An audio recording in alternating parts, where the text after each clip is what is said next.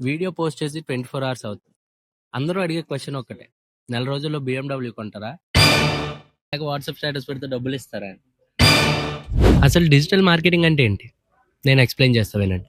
Previous టైమ్స్లో news పేపర్స్ని, ప్యాంప్లెట్స్ని, బ్యానర్స్ని, హోర్డింగ్స్ని వాడేవారు మార్కెటింగ్కి. కానీ ఇప్పుడు న్యూస్ పేపర్స్ అన్నీ ఆన్లైన్ యాడ్స్ అయ్యాయి అండ్ పాంప్లెట్స్ అన్నీ వెబ్సైట్స్ అయ్యాయి. ఇది ఒక ఎమర్జింగ్, అంటే మార్కెటింగే డిజిటల్గా చేయడమే డిజిటల్ మార్కెటింగ్.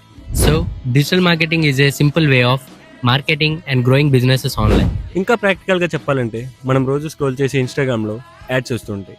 అవన్నీ డిజిటల్ మార్కెటింగ్. అండ్ మనకి ఇంకేమైనా ప్రోడక్ట్ కావాలంటే మనం పోయి సెర్చ్ చేసేది గూగుల్లోనే. అక్కడ వచ్చే వెబ్సైట్ డిజిటల్ మార్కెటింగే. అసలు వై డిజిటల్ మార్కెటింగ్ అంటే ప్రీవియస్ టైమ్స్లో పీపుల్ ఎక్కువ న్యూస్ పేపర్స్తోనే ఇంటరాక్ట్ అయ్యేవారు.